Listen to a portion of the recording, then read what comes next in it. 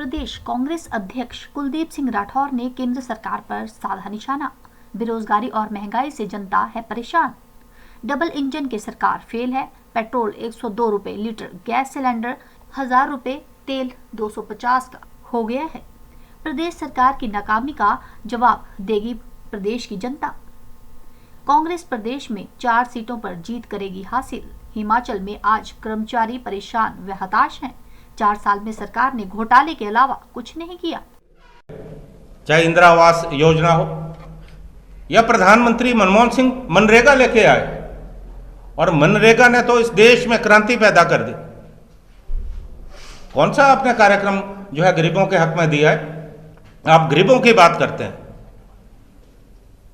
मैं बिल्कुल साफ तौर से कहना चाहता हूं, स्पष्टता से कहना चाहता हूं कि इस देश में गरीबों के हक की सरकार नहीं, पूंजीपतियों के हक की सरकार है। आपने देश में जो काले कानून लाए, जो आपने किसानों के खिलाफ एक सुनियोजित रणनीति साजिश के तहत आपने 3 काले कानून लाए, उसका फायदा किसको हो रहा है? देश के बड़े बड़े जो पूंजीपति अडानी है, अंबानी, उनको फायदा हो रहा है। आज आय गिर रही है, जो औसत आय है वो गिर रही है नागरिकों की, लेकिन अडानी की बढ़ रही है, अंबानी की बढ़ रही है। जब कोरोना चल रहा था, हमारी जो जीडीपी है वो लगातार नीचे गिर रही थी, 20 से ज्यादा पहुंच गई थी, -20। उस समय एक सेक्टर था जो फायदे में जा रहा था, वो था कृषि क्षेत्र।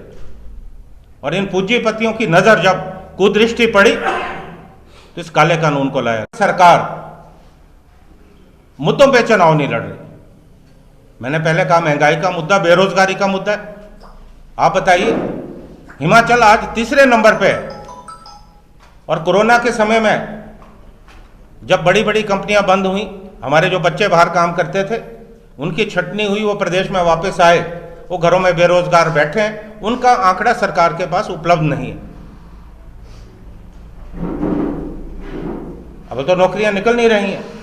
अगर इक्का दुक्का नौकरियां कहीं सरकारी क्षेत्र में निकल रही है, वो बाहर के लोगों को दी जा रही है। अभी सचिवालय में नौकरियां निकली, बाहर के लोगों को रखा गया। और अभी हाल में ही पीडब्ल्यूडी और इलेक्ट्रिसिटी बोर्ड में 16 जेईस की नियुक्ति हुई, और सारे के सारे बाहर के रखे गए। आप बहुत ही उदार है, आपका दिल तो बहुत ही बड़ा है।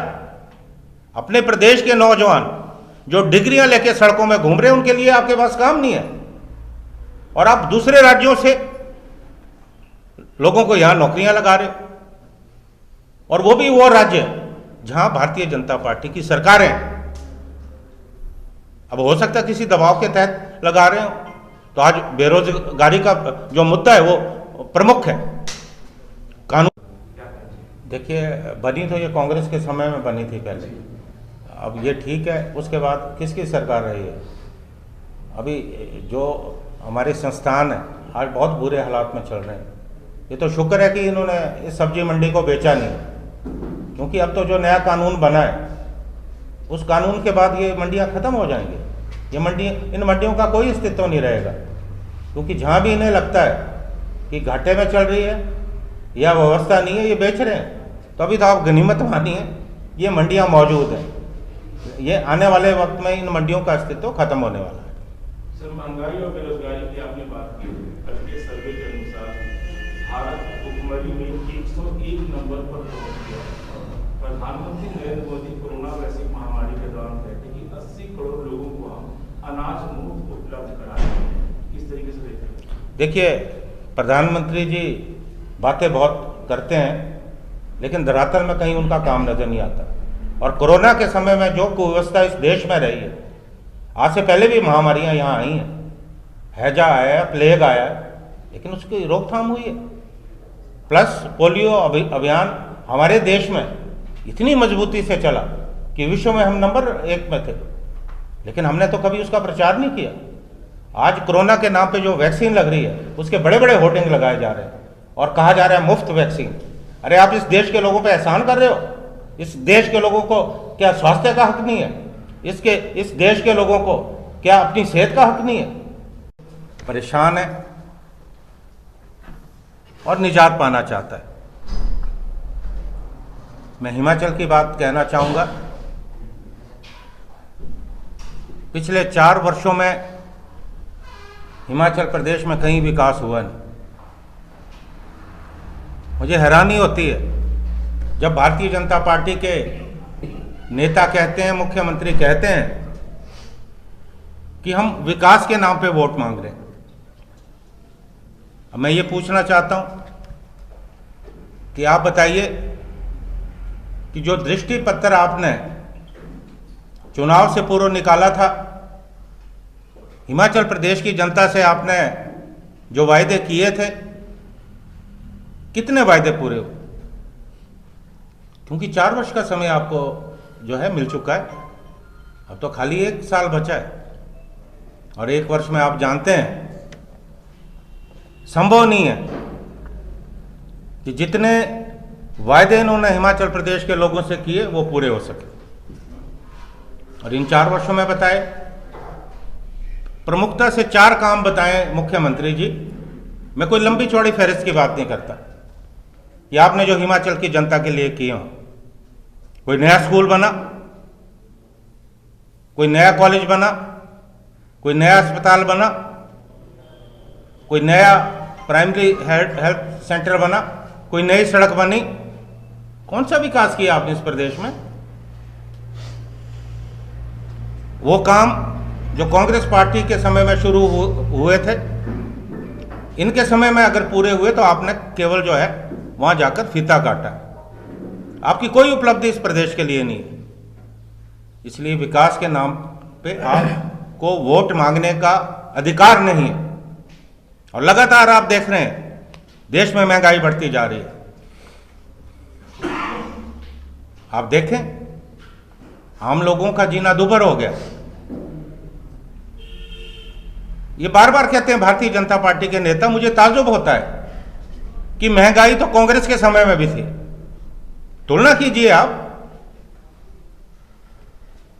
आप देखिए जब कांग्रेस पार्टी का शासन था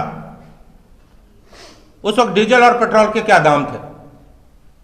एक समय आया जब डॉक्टर मनमोहन सिंह इस देश के प्रधानमंत्री थे, जो कच्चा तेल या क्रूड ऑयल है वो अंतर्राष्ट्रीय मार्केट में बहुत ज्यादा दाम पे मिल रहा था, लेकिन उसके बावजूद भी पेट्रोल और डीजल के दाम उन्होंने बढ़ने नहीं दिए। अब आप देखिए आज तो सस्ता है, फिर भी लगातार जो है दाम बढ़ते जा रहे हैं।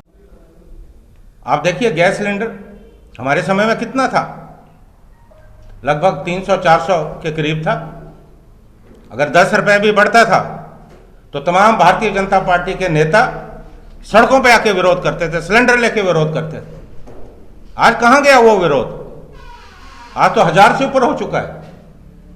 और मैं ये कहना चाहता हूं, मैंने तो कुछ क्षेत्रों में देखा है कि जो गरीब लोग हैं उन्होंने सिलेंडर उठाकर जो है गोदाम में रख दिया और फिर से लकड़ियों का चूल्हा जलाना शुरू कर दिया, क्योंकि 1000 रुपए से ऊपर एक गरीब आदमी सोच नहीं सकता कि वो सिलेंडर का उपयोग कर सकता है। उसी तरह आप खाने पीने की वस्तुएं देखिए, हमारे वक्त में क्या दाम थे, चाहे दालें हैं, खाने का तेल है, कभी 70 रुपए से ऊपर नहीं गया, अब तो 200 से ऊपर जा चुका है। क्यों बढ़ रहे हैं ये दाम? इसलिए बढ़ रहे हैं क्योंकि ये जो सरकार, केंद्र सरकार हो, हिमाचल सरकार हो, इन्हें गरीबों स्टार न्यूज के लिए फतेहपुर से विजय सम्याल की रिपोर्ट। कि कांग्रेस को सत्ता चाहिए,